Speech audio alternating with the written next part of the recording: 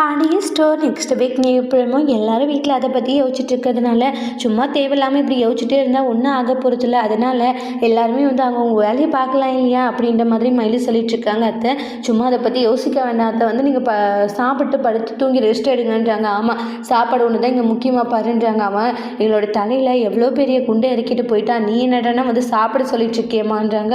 அத்தை இப்போ என்னத்தான் பண்ண முடியும் நம்மளால்? இப்போ எதுவும் பண்ண முடியாது இல்லையா, நடக்க வேண்டியது விதி அத்தை, அதை நடந்து தான் ஆகணும்னு இருந்தால் அதை நம்ம ஒன்றும் பண்ண முடியாது அப்படின்ட்டு மயிலு சொல்லிட்டு இருக்காங்க.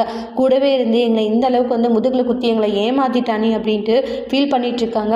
அத்தை அதெல்லாம் நினச்சி ஃபீல் பண்ணாதீங்கன்ட்டு எவ்வளோ சமாதானப்படுத்துகிறாங்க. ஆனால் கோமதியால் அதுலேருந்து வெளியே வரவே முடியல. அதை பற்றி யோசிச்சு ஃபீல் பண்ணிட்டு இருக்காங்க. என்னால் அதுலேருந்து வெளியே வர முடியல, அவன் பண்ண விஷயங்கள் இன்னும் என் மனசில் அது ஓடிக்கிட்டே தான் இருக்குது. இப்படி சொந்த தம்பி மாதிரி அவன் எனக்கு தம்பி தானே, இருந்தாலையும் அவனை ஒரு பையனாக தானே நான் பார்த்தேன் அப்படின்ட்டு சொல்கிறாங்க. அப்படி இருந்துமே இப்படி பண்ணிட்டான்ட்டு அதை பற்றி யோசிச்சு ஃபீல் பண்ணுறாங்க.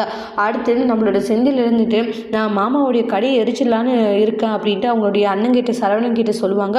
கேட்டு ஷாக் ஆகுறாங்க. டேடி அப்படி எதுவும் பண்ணிடாதடா, வேண்டாண்டா, கொஞ்சம் பொறுமையாரு. இல்லை நான் இனிமேல் என்னால் பொறுமை இருக்க முடியாது, அந்த ஆளுடைய கடையை எரிச்சிடலான்னு முடிவு எடுத்துட்டேன்னு செந்தில் சொல்லவும் சரவணன் ஷாக் ஆகுறாங்க. அதோடு இந்த பிரமும் முடிச்சிருக்கு.